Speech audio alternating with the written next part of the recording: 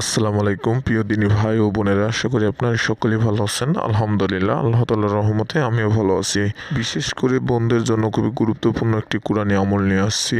অনেক বোনেরাই বলেছেন যে আমার চুল বাড়ছে না বা চুল পড়ে যাচ্ছে শুধু, তো কি আমল করতে পারি, এমন কোনো আমল আছে কি না যে আমল করলে আমার চুল লম্বা হবে, ঘন হবে এবং চুল বাড়বে।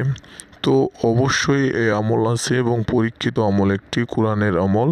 এই আমলটি করলে ইনশাল্লাহ আপনার চুলগুলো অবশ্যই বাড়বে, ঘন হবে এবং আপনার চুল আর ঝরবে না। তো বোনেরা অবশ্যই এই ভিডিওটিতে একটি লাইক করবেন। আমাদের চ্যানেল নতুন হয়ে থাকলে চ্যানেলটি সাবস্ক্রাইব করে পাশে থাকা বেল বাটনে ক্লিক করবেন, তাহলে যখন আমরা নতুন দোয়া ও আমল সম্পর্কিত ভিডিও আপলোড করব তো আপনি সাথে সাথে পেয়ে যাবেন।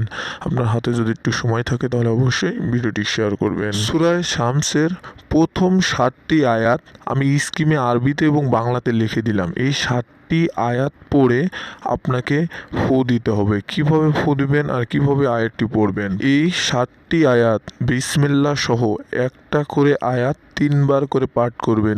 7টি আয়াত পাঠ করে আপনি গোসল করার সময় যে শ্যাম্পুটা দিবেন চুলে, সেই শ্যাম্পুর পুরে মাত্র 3টা ফু দিবেন এবং আপনি গোসল করার পরে তেল বা কন্ডিশনার যাই দেন না কেন চুলে, তার উপরে 3টা ফু দিবেন।